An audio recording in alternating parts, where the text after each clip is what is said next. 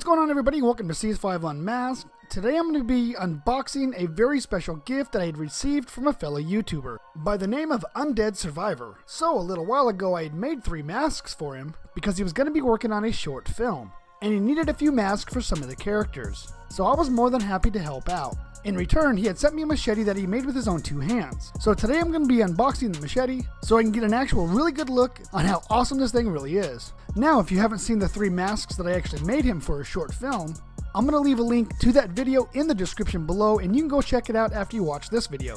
Okay, let's just get right to it. So for whatever reason, which I'm really not sure at this point, why my camera didn't pick up any of my audio, so I'm kind of stuck here just doing voiceover, which is kind of a bummer because I really wanted you guys to actually hear my actual reactions when I actually saw this machete when I pulled it from the box, because I literally was ecstatic. Now I'm not really sure if you guys can actually tell from this video, but this machete actually is really heavy. It almost feels like carrying an axe or a sword, and I absolutely love it.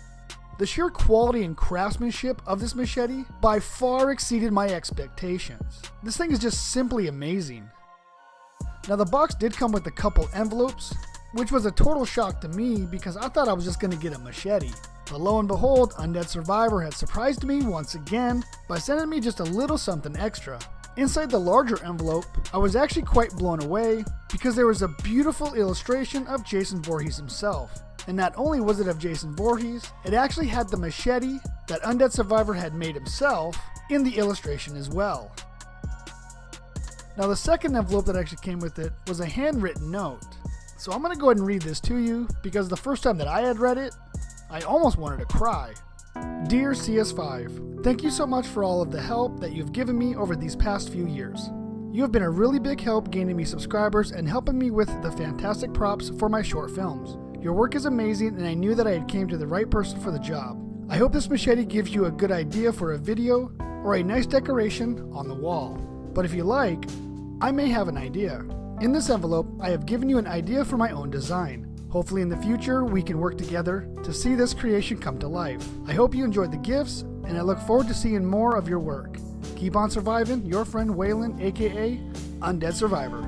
For sure, definitely. This is actually a Jason costume that I wouldn't mind making in the future, and I will guarantee that I'll be asking for your assistance in making this thing come to life.